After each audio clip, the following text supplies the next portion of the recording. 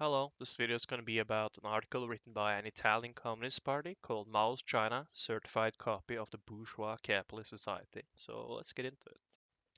Mao Zedong, in a speech given at the Supreme State Council on February 27, 1957, confirmed item by item the doctrinal deviations that put Chinese communism completely out of Marxism. Chinese revisionism rises from a desperate effort to display as a transition phase to socialism a form of state and a stage of society that are instead in the transition phase to capitalism. Mao Zedong and other Chinese Communist Party leaders describe current China as a form of society which we experience in Western Europe in the 18th and 19th century, passing from feudalism to capitalism, but then they claim that the People's Republic of China is a form of state that is building socialism. They break openly with the fundamental statements of Marxism, but nevertheless keep on professing a hypocrite formal deference to it. At the moment, we can leave aside Chinese counterfeits concerning the specific field of the Communist economic program. It's clear that only the future will show that the economic forms today being built in China is pure capitalism, barely disguised by semi-statist forces of the industrial management and by cooperative forms in which are attempted to be retightened the immense potential of agricultural production. It will come the day, we're sure about that, when CCP leaders will proclaim to have reached the socialism, follow the example of Stalin, Malenkov, and Khrushchev. We deny even now that the CCP can keep its demagogic promises. But then it will be the case to compare the findings of the built-up Chinese socialism with Marxist propositions about the features of socialist society, and to see the way CCP leaders bluff. Now it's worthwhile to do a different, but not less useful work. CCP leaders will always be able to argue that it's possible to reach socialism through the political means they have molded, so following the Chinese way. Unavoidably, the material events will prove we to be right and them to be wrong. But even now, it's possible to verify that the Chinese way to reach socialism is something quite different from the one predicted by Marx. This task is possible. On one hand, we have Marxist texts concerning the issue about the transition to socialism. On the other one, the people's state machine. The fundamental point of the CCP doctrine and political propaganda is to claim that China is currently in the building socialism historical stage. Necessarily, it follows that nowadays China's society is, according to the CCP version, in a transitioning phase to socialism, which is materialized on the political field in the form of the People's Republic. Well, let's compare the latter with the model of the state to which Marx, in the critique of the Gotha program, committed the task of the transition from capitalism to socialism. As we read in the above-mentioned work, between capitalist and communist society there lies a period of the revolutionary transformation of the one into the other. Corresponding to this is also a political transition period in which a state can be nothing but the revolutionary dictatorship of the proletariat. The Popular Republic of China presents itself as a dictatorship, but not as a dictatorship of the proletariat. Mao Zedong, in his mentioned speech, gives more than one definition. He proclaims, "Ours is a people's democratic dictatorship led by allies, based on the alliance of workers and peasants. Therefore, it is the dictatorship of the people." We will see below just as the concept of the dictatorship of the people is in irreconcilable contrast with Marxist classism principles, according to which the dictatorship is exercised by some of the people against another part of it. It remains clear, for the moment, that in the democratic dictatorship of the people, the proletariat has functions and rights of a shared power management in which other classes also take part. Which are the other classes involved in wielding the dictatorship? On this point, Mao Zedong is strangely reticent. He vaguely talks about civil rights and about those who enjoy civil rights. And then he admits this latter join that dictatorship which the people bring to bear on the reactionary classes. As a good revisionist, afraid of being caught red-handed, he says and does not say the things, and when he says it, he takes upon himself to sow them in a flood of words. So a patient puzzle-like work is necessary to piece the truth together. Our Constitution, he writes in the chapter, two different types of contradictions. Establishes that the People's Republic of China citizens enjoy freedom of speech, press, assembly, association, demonstrations of religious faith, and so on. Our constitution establishes also that organs of the states must put into practice democratic centralism, and they must be based on the masses. Our socialist democracy is a democracy in the broadest sense, as you cannot find in any capitalist country. And he continues, our dictatorship is known as a workers-led people's democratic dictatorship based on alliance between workers and peasants. And this means that democracy works in the range of the people, while the working class, united with all those who enjoy the civil rights, farmers first, strengthens the dictatorship against the reactionary classes and elements, and against all those who resist the socialist transformation and oppose the socialist construction. We regard as civil rights political freedom and democratic rights. Mao Zedong's words remove all doubt. The dictatorship is exercised to the detriment of the reactionary classes. That would be the bureaucratic capitalists and the class of landowners. But the relation between those classes protected by such dictatorship are mediated by democracy, the so-called democratic centralism. Mao Zedong forgets to list systematically those who, enjoying civil rights, are allowed to participate in democracy, therefore to print newspapers, to organize themselves into political parties, to make demonstrations and marches and so on. He says only that among those who enjoy democratic rights, peasants are listed first. But we know that immediately after, or just before, there are the national capitalists and intellectual classes that swore fidelity to the Constitution and enjoy the rights conferred on citizens. Meanwhile, which role does national bourgeoisie play in the production process? At the beginning of the chapter entitled The Problem of Industrialists and Businessmen, Mao Zedong stated, in the year 1956, the transformation of private industrial and commercial enterprises into state and private jointly owned enterprises and organization of cooperatives in agriculture and crafts as part of the transformation of our social system. He goes on, the speed and ease helping to carry out this process are closely related to the fact that we're facing the problem of the contradiction between the working class and the national bourgeoisie as a contradiction among the people. Formerly, the workers and peasants allied exercised the dictatorship of the people, but the national capitalist class is elevated to the rank of people states co-owner, owing industrial and commercial companies too. So therefore this class share profits with the state. This means that the bourgeoisie maintains in the production process the class positions of owner and manager, but it enjoys the participation in economic power being equal in this to the peasants but not to the workers who are the economically exploited class. Peasants and national bourgeoisie, apart from the differences of social development, have at least a productive relation in common, because they directly control and legally own the means of production. Workers remain a destitute class. And it does not matter that the landlord's property, industrial and commercial companies of the bureaucratic capitalists are transferred in people's state property. Leaving aside that the state property has a negligible weight in Chinese economy, we have seen that it is closely related to private property. How can the proletariat be defined as a dominant class in a society where state finance is a partner of the private finance is hard to comprehend. Rather, it is hard to comprehend if you examine it from a Marxist point of view. The political power of the bourgeoisie is expressed in various ways. First of all, as a class owning and managing industrial and commercial business, the bourgeoisie is able to influence states' economic policy. The reader would remember, according to the previous article, what we reported about Mao's odd theory of the differences of social contradictions that would exist in China. There would be a kind of contradiction of antagonistic nature, therefore solvable only by the violent means of the dictatorship. This type, according to Mao, belongs to the contrast dividing the people by his enemies, the bureaucratic capitalist and the class of landowners. We would also have a type of non-antagonistic contradiction in which the dictatorship has no jurisdiction and is replaced by democratic centralism. But to argue, as Mao does repeatedly, that the class struggle between bourgeoisie and the proletariat falls in the case of contradiction among the people, or antagonistic contradiction, or a contradiction that can be resolved peacefully and democratically, is to acknowledge the bourgeoisie the right to participate in political life of the country and, directly or indirectly, to the government of the state, isn't it? The bourgeoisie is not placed in the field of social classes that are subject to the people's democratic dictatorship, but rather in the people who exercise this dictatorship. This means, in doctrinal and practical terms, to place the national bourgeoisie in the field of political forces being subject, not object, of political power. It means to omit the bourgeoisie among the forces exercising dictatorship of the rest of society.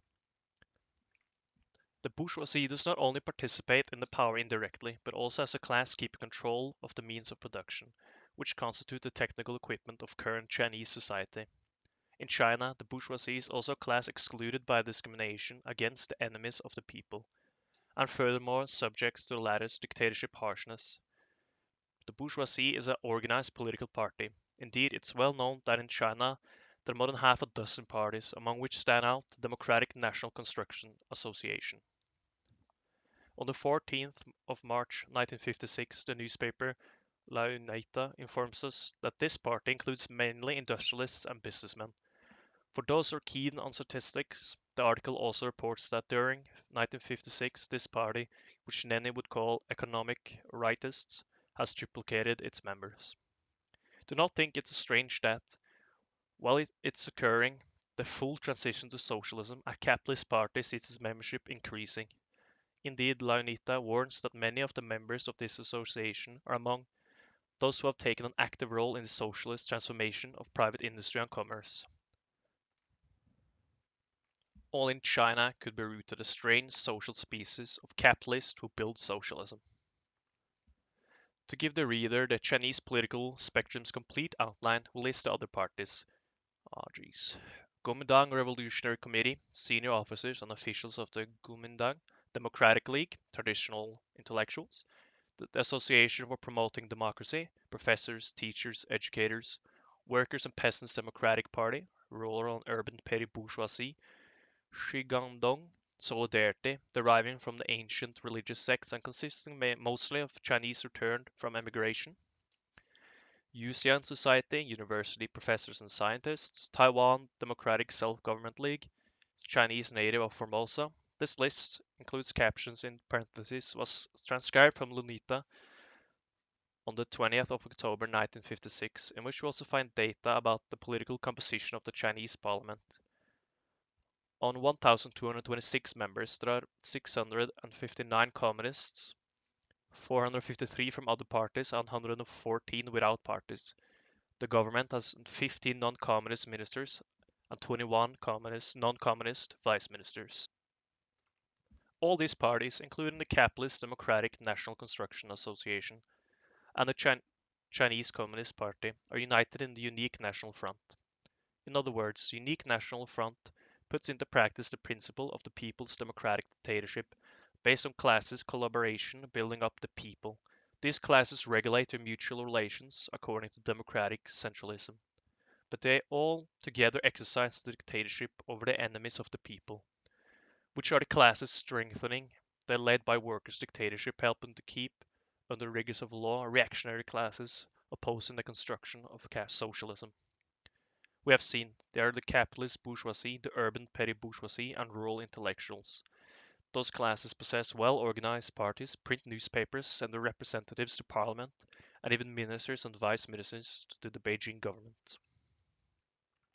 Thus, for the first time in the not brief history of Marxist revisionism, appears a monstrous theory that, during the transition phase to socialism, the dictatorial power is no longer exercised by the proletariat alone, or at least with the people's lowest classes, but rather by the people as a whole.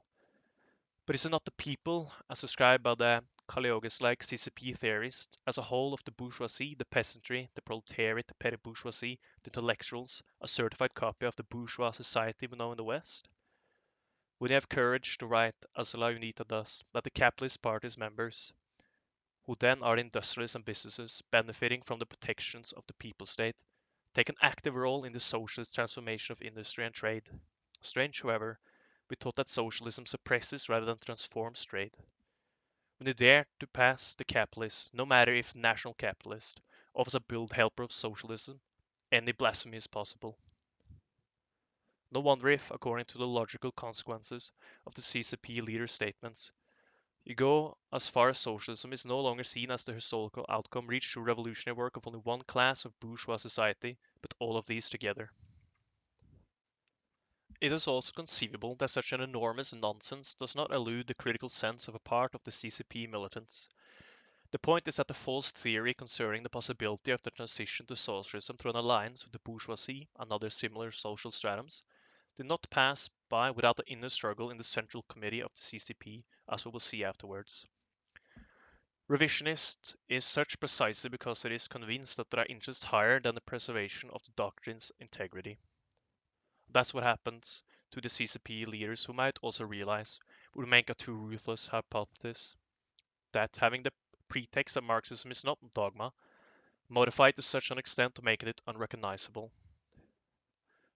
But now they are the most stubborn conservative force of a state which formidable foreign powers contribute, albeit aiming opposite purposes to keep alive. And it's difficult indeed to determine whether the material support offered by Russia to Beijing governments was more decisive for the People's Republic than the United States opposition. The latter threatening China from outside through the Formosa government allowed the CCP to hold the flag of the patriotic national union. In the name of national policy and its ambitions of big power, Mao's China needs the support of all the social classes. While Chiang Kai-shek forces in Formosa waiting in ambush the right moment to invade the continent rely on American support, Beijing rulers have to maintain the domestic front, i.e. must avoid like the plague the class struggle. If any other non-Marxist party was in the place of communists and had to fight an external enemy, they would do exactly as the CCP leaders do. Now let's say something may sound new to someone. Even an unedited Marxism-based party would apply a policy of alliance, but only if the Kuomintang and the Formosa government really represented a movement of feudal restoration. But the whole last decade's Chinese history is there, reminding that these forces belong to the bourgeois revolution's field. The big industrial bourgeoisie and the compadres, big financiers and speculators who worked in the wake of the imperialist influence in China, do not forget that capitalism in China was imported from imperialist colonialism, certainly cannot be regarded as representatives of feudalism. CCP labels them as bureaucratic capitalists not by accident. On the other hand, the landowners dispossessed through agricultural land reform cannot be considered feudal class. The landowner is, at the origin of capitalism, a bourgeois financial capital owner who can grab farmland from the feudal aristocracy by buying it. In a few words, making it a commodity. Now these are the two classes of bureaucratic capitalists who, after all, are not a class but a political orientation of the Chinese bourgeoisie and the landlords, both placed by the CCP in the reactionary field, politically representing by Kuomintang government led by Chiang Kai-shek. As you can see, there are social elements coming from a common bourgeois and capitalist matrix. Nevertheless, theorists like Mao base the theory of antagonistic contradiction between the people and the anti-people on the supposed irreconcilable conflict between them and the classes consortium taking on the people's state protection. Marxism admits that if feudalism overthrown by the bourgeois revolution counterattacks, the proletariat must agree to align with a united front with the bourgeois forces. Now, Kuomintang and Chiang Kai-shek government, is worthwhile to repeat it, does not represent the feudal restoration. In a separate article, the history of the function performed by the Kuomintang in the Chinese bourgeois revolution need to be done. But even if, hypothetically, we're encamped at Formosa, the Chinese equivalent of French emigrants, even in that hypothesis, every good Marxist will be obliged, while recognizing the need of insurgent alliance with the bourgeois forces, to harshly criticize and reject the CCP policy. One of the two is the right one, or the Kuomintang represents the field opposing socialist revolution, as claimed by Mao Zedong, and then China is actually passing through a transition to socialism, and in this case for Marxism, only the mono-classist dictatorship of the proletariat can victoriously support the fight. Or, as those unfamiliar with the recent history of China may think, the Kuomintang stands in the field facing the bourgeois revolution. In this case, it will be the task of the Marxist Party to be the leader of all the anti-feudal forces. But even in the latter case, Marxist Party rejects CCP's false theories about alliances. It has been shown indeed, both in theory and in practice, that an insurgency alliance between proletariat and bourgeoisie is only a temporary one. It neither can provoke a surrender of the absolute autonomy of the proletariat, nor, after the revolution, a ruling class's co-partnership. The four classes alliance, postulated by CCP leaders, has solid historical precedents. It is not only a program cornerstone, but also a historical phenomenon happened several times during the transition from feudalism to capitalism. So CCP leaders are dead wrong, standing in the end of a long line of Marxism falsifiers, when they claim even to establish a state on the basis of such a formula. This has never happened in history, and if it happened, it would break into pieces Marxist classism. That is not enough. There is the extreme limit of impudence, claiming that such a prodigy state represents a way to socialism. In the Marx and Engels writings concerning the 1848-52 period, it's repeatedly stated the thesis about the support of the revolutionary proletariat to the bourgeoisie against feudal reaction. But Marx and Engels never ceased to stir up workers to class struggle against the bourgeoisie, while giving the latter the necessary support in order to provoke the defeat of the revanchist feudalist forces. Furthermore, Lenin himself made use of these Marxist teachings in a no less explicit way. The February 1917 Russian Revolution and the 1911 Chinese Revolution, except much different stages of development, have common features. Indeed, both of them are belated anti-feudal revolution cases, i.e. revolutions occurring during a historical period in which the conditions for the communist revolution already exist elsewhere. On the other hand, both in China and in Russia, albeit in different forms and grades, a counter-revolutionary alliance between the feudal indigenous power and the foreign capitalist imperialism is operating. An example of united front involving bourgeois forces having an anti-feudal function and the Marxist Party, here the Russian Bolshevik Party, is given by the episode of the fight against Kornilov. The world scenery is completely changed if compared to the one present at the age of the French Revolution. Now, in world economy, the prevailing mode of production is no longer the small agricultural and handcraft production, but the modern capitalism. In the world's most powerful countries, the dominant forms of state is no longer the absolute monarchy, but the super-imperialist state, an expression of financial capital dominating the world. The feudal economy, although still involving vast regions of the planet, it is now only surviving.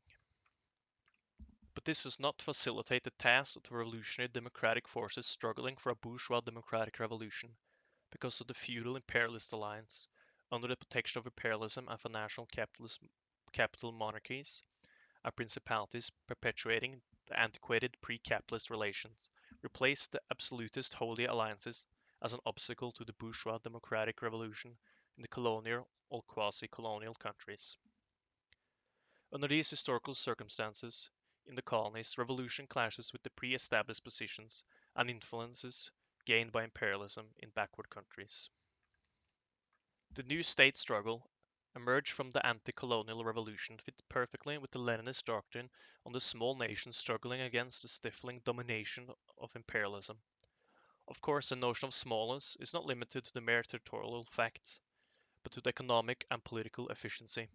China, when immense territories coupled to an extreme economic weakness, and until recently to unprecedented political nullity, exactly represents the clearest form of this phenomenon. Everyone knows that the Chinese Democratic Revolution had to fight for over 20 years against the Japanese and the US imperialism's intrusions to finally reach a triumph. But let's go back to Tsarist Russia. Here the imperialist feudal alliance is crystal clear.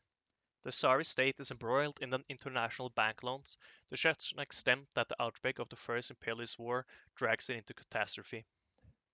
Because of the relations between the nascent Russian industry and the imperialist financial bourgeoisie, the Russian bourgeoisie, which has already experienced a terrible shock by the 1905 revolution and the rise of workers and peasant soviets, tends to compromise with Tsarism inland and imperialism abroad. In short, these circumstances deeply change the historical framework in which take place the anti-feudal revolutions of the 20th century, if compared with those occurring in the past centuries. But this does not prevent Lenin to apply to Russia in a period before the October Socialist Revolution the same tactic that Marx and Engels predicted since 1848 concerning the cases of attack on the feudal powers of the latter's restored attempts. When in September 1917 General Kornilov, Russian army commander-in-chief, attempts to crush the Soviets aiming for Tsarism restoration, Lenin does not hesitate to link the Russian situation to the 1789 France and 1848 Germany cases together, and in perfect coherence with Marxism launches the keyword United Front with the bourgeois democratic forces. September 1917 is a clear case of anti-feudal revolution threatened by the offensive Tsarist feudal power counterattack. The bourgeois democratic revolution is at a turning point. The Tsarist regime is overthrown, but still has reserves to counterattack. The revolutionary camp is split. In July, Kerensky's government is able to suppress the Petrograd Soviet's workers and soldiers' armed insurrection, supported by Kronstadt sailors too, and it forces the Bolshevik party to go underground. Lenin and Zinoviev must hide. Trotsky and Lunarskharesh are arrested, but the government reaction fails to seriously affect the offensive potential of Bolshevism. On the other hand, the same anti-Bolshevik field appears divided by reconcilable political dissension. In Moscow, between the 25th and 27th of August, the Conference of State gathers. It includes representatives from all political groups except the Bolsheviks, but the right and the left does not reach an agreement. Tsarist forces seize this fact as auspicious for a restorer's action. This brings us to September 6th, when General Kornilov leads his troops marching on Petrograd, revolution's capital. In such dramatic circumstance, Bolshevism, despite being outlawed, applied tactic of united front with the forces of bourgeois democracy. But this maneuver is carried out with a masterful execution of the Marxist dictates, so that the defeat of the absolutist and feudal counteroffensive increases the possibility of struggle of the socialist proletariat, and that this emerges strengthened by the common struggle and can successfully revolt against the bourgeois camp.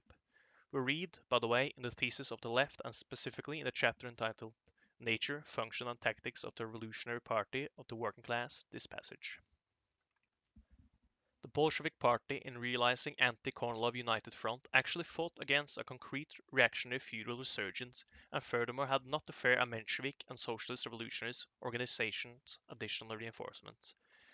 This reinforcement would have affected Bolshevik action as an eventual reinforcement of feudal power would have let this latter take advantage of a continent alliance with the Bolsheviks in order to turn us against them. In other words, the Bolsheviks have not only managed to avoid the carnage that the bourgeoisie has reserved in other historical periods to proletariat, even when helped it to abolish feudalism, as the case of Baboofists under the Thermodarian reaction. Not only were they able to come out stronger from the united front against Kornilov, but they were also able to use their increased political influence for the conquest of power and the outlawing of the bourgeoisie itself as it happened in the following October. This should make deeply think those who find new our thesis according to which the proletariat must support in the colonies anti-colonial movement even if it doesn't propose socialist aims. The problem is not if to accept or to reject this principle, which is perfectly consistent with Marxism. It's rather to know how to approach and resolve it as the Bolsheviks did in Russia until the proletariat was not able to do its own revolution and establish the dictatorship of the bourgeoisie. We'll never cease to repeat that this revolutionary tactic does not concern in any way the social eras where capitalism has completely accomplished its cycle, but only in the Afro-Asian countries, where is taking place a transition from feudalism to capitalism. We have already certified the policy carried out by the CCP leaders. They describe Chinese nowadays society breaking down into two areas of people and enemies of the people, and conclude saying that this antagonistic contradiction requires the exercise of democratic dictatorship based on the alliance of those classes making up the people. The Marxist classism knows only one historical situation in which society is split into opposing camps of the people and anti-people as defined the field of landed aristocracy. And this situation is that of a society in transition to capitalism. China is at this stage and will be for a long time. Just think of how Mao himself says about the industrialization of China. According to him, it will take 3 5-year plans or a little more to transform China from an agricultural, backward country to an industrial one. This means it will take, to be optimistic, about 20 years to erase the pre-capitalist legacy. Is the world proletariat concerned in these transformations? Must Marxists have a good judgment about the capitalization of the immense Chinese base? Or are they obliged to entrench themselves behind an anti-dialectic indifferentism like some of our squinting critics? These latter can only look towards the direction of Western society and capitalist state that accomplish historical evolution, and are too powerless to observe what happens in the two whole continents where outmoded relations of production explode due to internal contradictions and a new social classes see the light. The only wish that we can make to them, insult them would mean to put ourselves to their level, is to live long enough to see Asia and Africa finally awaken from the secular sleep, playing its role in the socialist revolution. Already now, it's clear that the future Communist International will be able to work with more revolutionary achievements in transitional societies where nothing is solidified and everything is boiling, instead of social fossils, as a few years ago were the colonies, where classes seem to be carved out in the granite of immutability. Nowadays, China quickly flows into the channel of transition to capitalism. It is walking through all the historical paths that France, for example, ran from 1789 to 1870. Of course, today's technical level was shortened in a few decades, such a long historical period. But we deny, indeed reality denies it, a Chiang Kai-shek Kuomintang government, which threatens from outside the People's Republic and count followers even within it, represent a danger of reactionary return of feudalism. The Kuomintang actually is a political pole of the bourgeois democratic revolution of China, as CCP is the other one. And this is not an historical exception. France, England, Germany, Italy, and other countries in the history of the transition to capitalism include many examples of struggle between the parties in the field of revolutionary democracy, struggles that often intrude into civil war. Just think of the terrible conflict between the Girondins and the Jacobins. In other words, since the Kuomintang does not represent a danger of feudal restoration, the only historical conditions that the CCP revisionists could invoke to justify the lynch-mobbing politics of alliance is dropping. Them passing off ideologies betraying and misrepresenting non-adulterated Marxism's tactical and doctrinal principles and struggle traditions as original Marxist are proving ad abundantium to be fall in the filthiest bourgeois nationalism. In other words, they, assuming for a moment they are communist, are subordinating and sacrificing their proletariat's world revolution's interests to those of China's industrialization and puts China's national interests, making themselves even promoters of sort of pan-cynicism before those of the proletariat internationalism. Chinese communist guilt is not to take power and use it to build capitalism, and so therefore modern industry based on wage labor, agriculture which overcomes village narrow borders and entered a national market, transformation of all social labor products into commodities. In nowadays China, an agricultural country among the most backward in the world, there is no other alternative. We must have the courage to say so, and we Marxists say it easily. For Chinese communists to build capitalism is not guilt or a crime, they cannot do otherwise. Socialism will arrive in China as far as possible to predict the future on the explosive wave that the socialist revolution will raise in the capitalist metropolis of the West and in Russia itself. Then what is CCP's role? Chinese communists are in a contradictory position.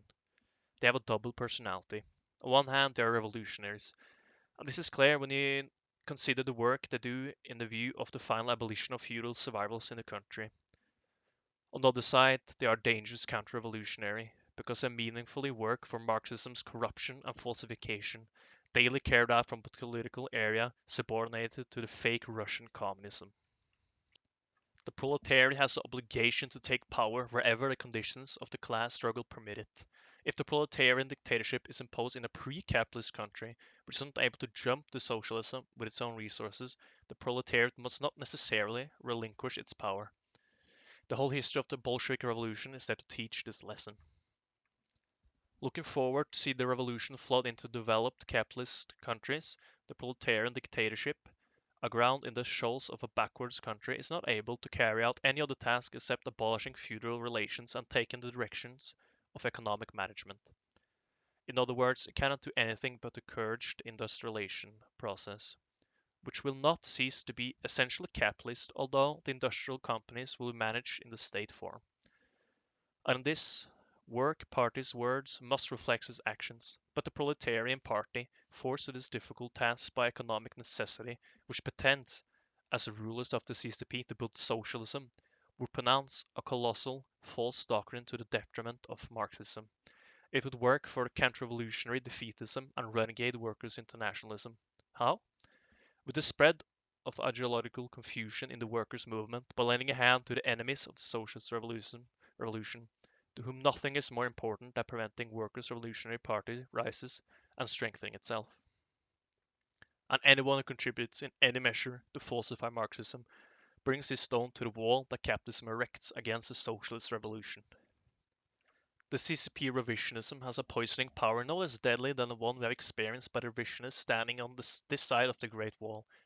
Yes, because the CCP, unlike the European Communist Party's leaders, which are not even able to win a strike, can dazzle the astonished eyes of the world proletariat with inevitable successes of industrialization of China. Thanks to that, they represent the capitalist evolution achievements as material proof of the legitimacy of the policy based on alliance with the bourgeoisie and non-proletariat classes. And with that, they give a great help to our own opportunists, who base their political activity precisely on the false doctrines of interclassism, popular fronts, and dialogues with the bourgeois forces. Of course, in political relations, there is an exchange of mutual benefits between the Chinese revisionism and the multicolored fields of international opportunism. The benefit gained by the Chinese has to be found in the global campaign that Russian communist parties have orchestrated in the West, and now including a large area of the bourgeois intelligentsia, to exalt People's China. It can only help the ambitious policy of nationalism pursued by the Beijing government under the camouflage of humanitarian rhetoric. We cannot finish this article without analyzing the Philo-Russian Communist Party's attitude. For this purpose, the Italian Communist Party case is really useful. So therefore we have chosen a Sokumariku text taken from a report given at the ICP Central Committee after he came back from China, where he attended the 8th Congress of the CCP. This document is published in the La Unita 10/20/1956 edition. At the beginning of the above-mentioned report, read about the two divergent tendencies appeared within the CCP in 1952 concerning the problem regarding the peaceful and democratic transition from the democratic bourgeois revolution to socialist proletarian revolution, from democratic popular dictatorship to the dictatorship of the proletariat. It's necessary not to forget what official historiography tells about the transition of historical phases in China. According to its instructions, the year 1949, when Mao's armadas completed Chinese whole territories occupation and Chinese People's Republic was proclaimed, marks Democratic Popular Revolution's victory.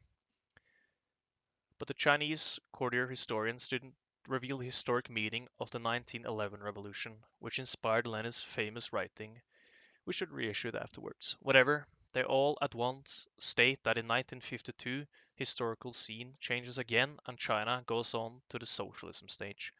But at the beginning, to reach this single thought position wasn't smooth at all. Sokomariku the first truth about the CCP ideological split occurred at that time in the CCP. He says verbatim, a deviation on the right asserted the need to stop at the bourgeois democratic revolution and rejected the policy of control and limitation of capitalist forces in the cities and in the countryside. This trend expressed the lack of confidence in the ability of the party to lead the peasants and the whole people to socialism. A deviation on the left demanded the immediate implementation of socialism, the disappearance of the national bourgeoisie through confication, the removal of capitalist industry and commerce. This position expressed the lack of confidence in the ability of the party to establish socialism by stages and in a peaceful and democratic way. It may seem a paradox, but it is a matter of fact that if you submit to a critical analysis these two positions, we get that in the right deviation there is a minor deviation from Marxism. Aside from an exceeding liberalism, consisting of requests to relieve any control on the capitalist forces, it reflected objective reality better than the leftist positions. We have already seen how Mao himself admits that China can reach the status of an industrial country, but no less than 20 years, and since to be official estimates, so too optimistic. To complete the picture, we give data provided by the Italian report. We already know that out of a population of almost 600 million inhabitants, counting the overseas Chinese according to the habit firmly established by the pan-Zionist rulers in Beijing, 500 million people are unemployed in agriculture. But to get an idea of the tremendous conservative force inevitably emanating from every agricultural economy, it's necessary to be aware of the degree of scattering reached by this huge mass of peasants. Consider then that there were in China at the time of land reform 120 million farms. After the reform, 110 million, 97.7% of them are organized in 1 million cooperatives. But the traditional superstructure of cooperatives, boundaries, and the actual concentration of the agricultural means of production, which is a phenomenon connected to the industrial transformations, are really different things. Moreover, Chinese society is affected by the CCP social composition. which runs 10,730,000 subscribers in 1956. Divided into 40% of workers, 12% are intellectuals, and an impressive 69% are peasants. It is clear that the tremendous weight held by agrarian conservation, keeping China's development among the lowest in the world, will be neutralized in two ways. One is a long path traced by 5-year plans established by the central government, which cannot be anything different from the martyrdom of wage labor, as in the most ferocious tradition of Stalinism and the Stakhanovism. The other way is the world revolution. Only revolutionary power conquered by the works of Europe and America, we have to snatch from the Chinese proletariat shoulders, in front of which are long and dark decades of ruthless exploitation, the cross of the hyper-industrialization forced march, established by Beijing megalomaniacal leaders' plans. But as long as these continents will remain under the yoke of capitalism until a new revolutionary wave will wipe out the national bourgeois power camped in Russia and fueling an imperial expansion policy at the expense of a smaller nation, the Chinese proletariat will not even be able to think about the impossible effort of building socialism in China, such as the mermaids of revisionism are singing, relying only on its own resources. In absence of the socialist revolution in developed capitalist countries and remaining the relations between Russia and China at a state-to-state level, it is, as it is inevitable to happen between two nation-states, any worker government can only, despite all the good intentions and also heroic sacrifices, work in the direction of capitalism. CCP leaders do not seek alliance with the bourgeoisie because they have discovered a new road to socialism that allows to get out of there using the bourgeoisie itself. No, they could invent absurd and monstrous theories peddling on the name of Marxism to hide the ugly truth from the proletariat, to proclaim boldly to be the builders of socialism in a country where it is impossible to eradicate the bourgeoisie from the production process. By the way, let's hear what Sukumaro says in the full session of the Central Committee of the Italian Communist Party. The national bourgeoisie is politically and economically weak, but has a large ideological and cultural influence in the still backward Chinese society. Its cooperation is precious due to its technical and productive knowledge and skills, especially in the economic field. In the light of these admissions, what we said earlier appears validated, so that the CCP rightist tendency is less deviated from Marxism than the leftist one. Socialism, immediate implementation in a backward country like China, where the bourgeoisie is still irreplaceable, is a statement of utopian extremism. Socialism is not to be realized through law decrees, but through a production relations revolutionary transformation, whose starting point is represented by the high degree of means of production concentration. Now in China, this is what is missing. The concentration of production, which is scattered in a feudal-like manner in the villages, or just now takes a run towards industry-led accumulation. For a whole century, while elsewhere they were laying modern industrialism foundations, the vast Chinese space was subjected by great powers' colonial domination, the latter forcing the Manchu dynasty to indiscriminately liberalize Western goods imports, have systematically prevented the emergence of a Chinese national industry. As long as China's subjection to Western and Japanese imperialism lasted, in China there had not been autonomous industrial capitalism. Commercially and industrially, the pre-revolutionary China was a kind of large Western industrial monopolist dependence. To build a national industrial machine, it had to be a protective wall that would have protected the nascent local industries from foreign goods competition. But foreign capitalism has never allowed it, frustrating every Chinese resistance effort through armed intervention. The long series of wars started from the nefarious Opium War of 1840-42, ending with the Japanese-Chinese War of 1937-45, and the one fought against the Americans in Korea, that China had to fight for over a century had no other purpose, and invariably with disastrous consequence. Today, the protectionist wall, which will defend China against foreign invasion more effectively than the Great Wall did in the past, begins to rise, and due to this shelter, the industry starts to grow up. The rightist tendency of the CCP is based evidently on a realistic consideration of China's historical conditions, but reaches a conclusion that makes it completely out of the way of Marxism, rejecting the control policy and limitations of capitalist forces in the cities and in the countryside. It stands by Russian Menshevism's side. It is known that the Mensheviks, starting from the correct principle that the anti-Tsarist revolution belonged to the democratic anti-feudal revolution's framework, opposed Bolsheviks who stated that only workers and poor peasants' dictatorship could overthrow Tsarism, and by asserting itself into European and American proletariat anti-capitalist revolution could establish socialism. But the defeat of the Chinese Menshevism certainly did not mean the victory of Marxist communism. So therefore the Chinese communists have not to be compared to the Russian Bolsheviks for any reasons, since Bolsheviks were those of Marxist communists fighting for socialism in a historical context of anti-feudal revolution and succeeded in establishing a socialist state. CCP centrists, which then made up the dominant part holding the party and government levers, had, for sure, to condemn and reject both Menshevik liberalism of the rightist current and leftist childish extremism, but did not reach a Bolshevik position. Indeed, the theoretical approach and the political program of the CCP establishment are just a hybrid mixture of the respective positions of the right and left.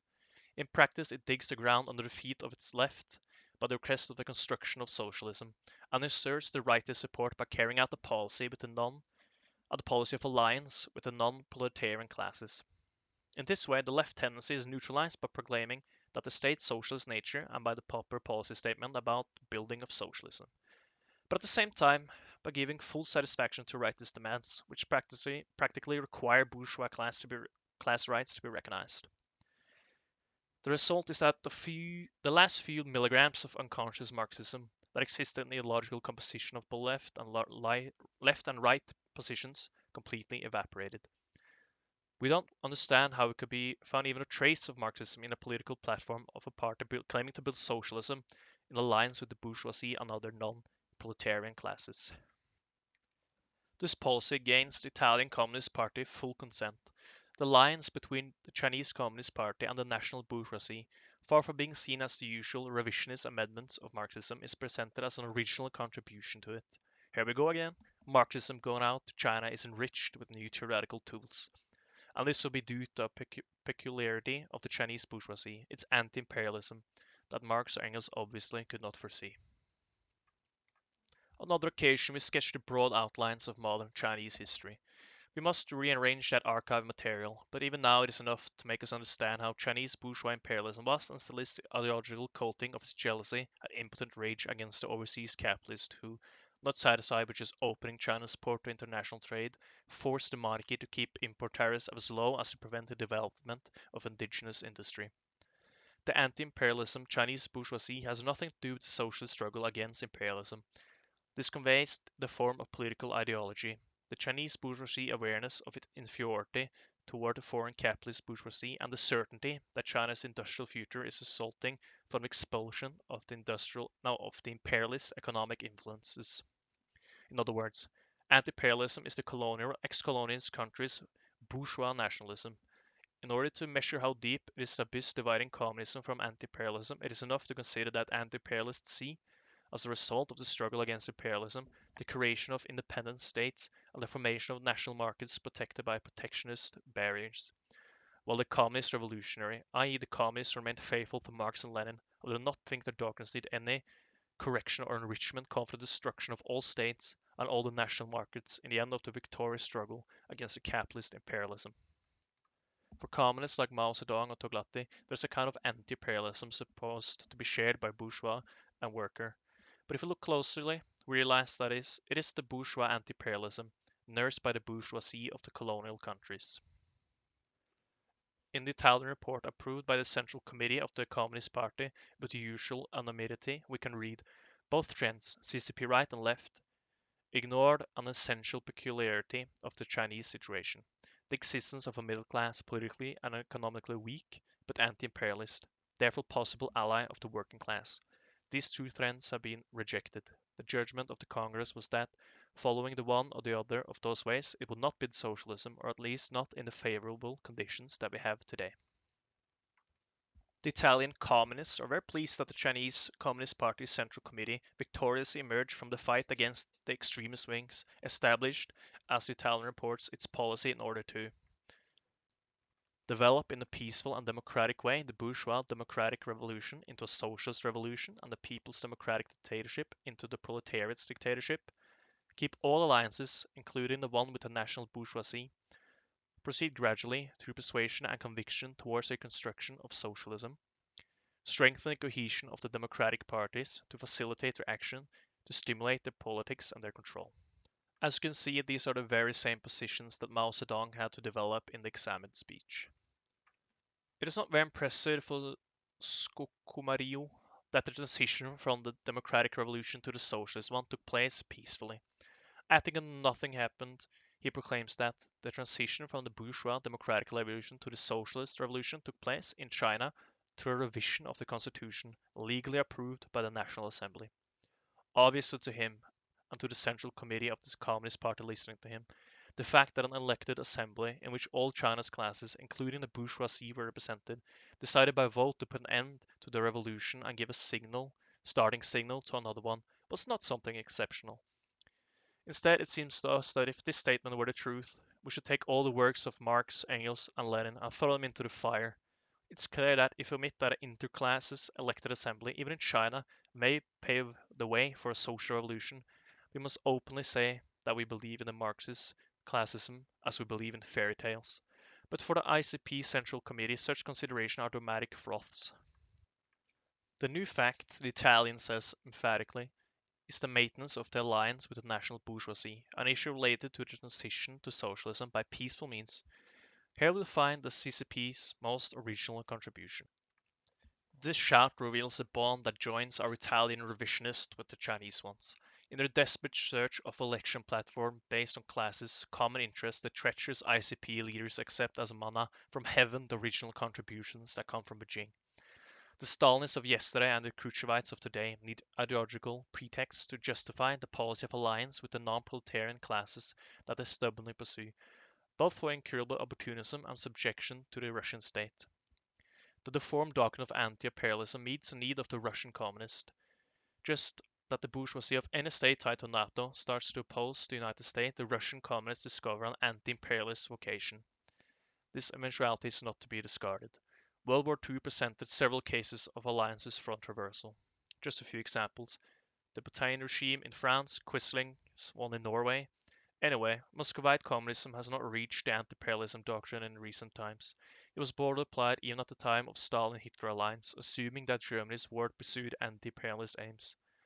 No one has forgotten that until Hitler's armies tore up the agreements and invaded Russia, communist parties argued that indeed that the struggle against imperialism of Western democracies was a common interest of Nazism and the communism in Moscow. In a potential crisis of NATO, the looming movement called Neo-Atlantism within the Italian bourgeoisie represents just a symptom of it. The manipulation of anti-imperialism theory will considerably help the Russian-like communist parties. Once again, it will serve to confuse the proletariat and force it to bite the bullet of the patriotic union of classes against American imperialism. It will certainly be very useful to justify the open collaboration with the bourgeois established powers and the abjuration of the class struggle. Then the Russian-like Communist parties will have carried out the dual task of counter-revolution agents, assigned to maintain classes' peaceful coexistence and imperialist mercenaries permanently occupied to find allies for the generals of a Russian NATO. This explains why the Italian Communist Party Central Committee warmly welcomes, imitating the example of Allied parties, the unprecedented falsification of Marxism coming from the Beijing headquarters. But in the practice, namely the reality of social relations, how does the policy of alliance with the bourgeoisie is applied in China? Which benefit do Chinese workers get? It will be necessary to mention, and readers will forgive us, another passage taken from the Italian report. Here it is. Besides reactionary classes, in China there was a national bourgeoisie openly struggling with imperialism, the feudal forces, and the large-scale capitalism. Of course, the speakers alludes to the great foreign capitalism that subjugated and humiliated the Chinese bourgeoisie. Toward this national bourgeoisie, CCP applied a policy able to reconcile worker interests with those of the ruling class in a common interest framework of reconstruction. Please allow us to break into the golden passage. So, in the end, what's CCP's original contribution? It's merely social accommodation. How are Mao Zedong's communists managing to reconcile bourgeoisie and workers, capital and wage labor interests? We hear. Workers avoided unemployment and capitalists avoided the ruin. Workers achieved improvements and capitalists realized benefits. Enterprises kept themselves alive and were able to develop, aided by the state. It's a so-called policy of using the bourgeoisie capitalist. Another pause. Policy of using the bourgeoisie, but who does the use and who is used in the happy People's Republic?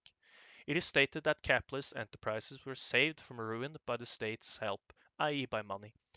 But then it is clear that national bourgeoisie use the people state, that is, the dictatorship of the workers and peasants, i.e., the power that is building socialism. Let's go on. Does this mean that class struggle disappeared? No, class struggle continues, but it takes on new forms. The intervention of a state that made it possible for capitalists to save their companies, reduced almost to failure by the Civil War, has also imposed limitations and conditions, such as to subdue the particular and individual interest to the general and national one.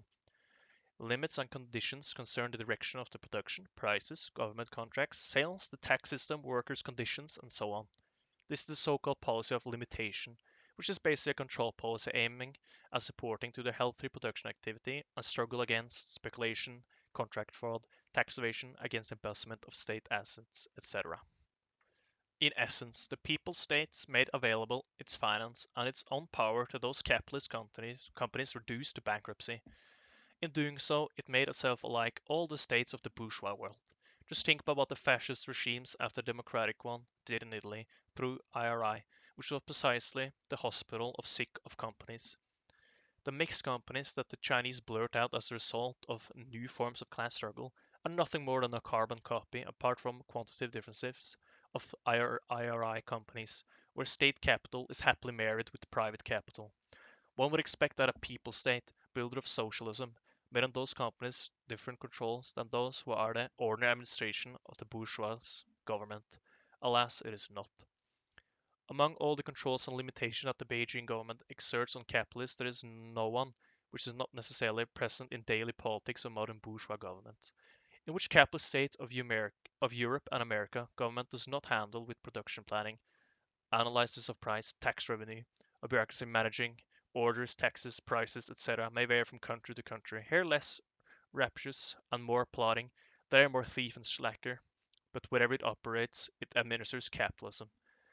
We can also take Chinese communists and their coaxers at the words, assume but true that Chinese bureaucracy have been unburdened from the traditions of mandarism, become a model administrator, and then an economy based on the triad of prices, wages, and profits is unquestionably a capitalist economy. On the other hand, socialism is a mode of social life organization in which economic goods production process takes place outside the mercantilism and monetarism. Consequently, only only who demolishes mercantilism builds up socialism. Now this colossal challenge is not possible at present in China. Are not expected to be possible until the proletarian revolution will shake the foundations of Western imperialist states. Indeed, the general trend of the Chinese economy is completely opposite to the one Marxism provides for societies going towards socialism. What is taking place in China is the race for the marketization of the entire national economy, in which, there are vast areas where production is still at pre-capitalist levels. Supporting the healthy, productive activities, fighting against the squandering of capitals, requiring a minimum of order in the sick of secular inertia Chinese administration, the people state performs the single task to facilitate the development of economic forces and to concentrate the means of production, transform the working masses into wage earners, commercialize all the social labor products. But these elements unequivocally make up the picture of modern capitalism, and in vain the communists like Mao Zedong attached it to the label of socialism. Its content does not change. If communist parties constituted an international organization with classist purpose, the shameless revisionism of the CCP would be universally condemned and rejected. But nothing like that happens. Indeed, our communist parties applaud enthusiastically to the unheard falsifications of Beijing.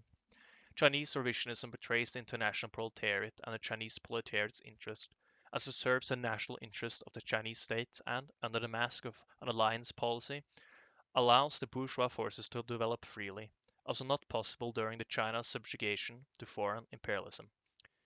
On the international stage, it puts abominable theoretical abortions around, giving only the result of increasing the proletariat's ideological confusion, extending capitalism and imperialism's lifeline.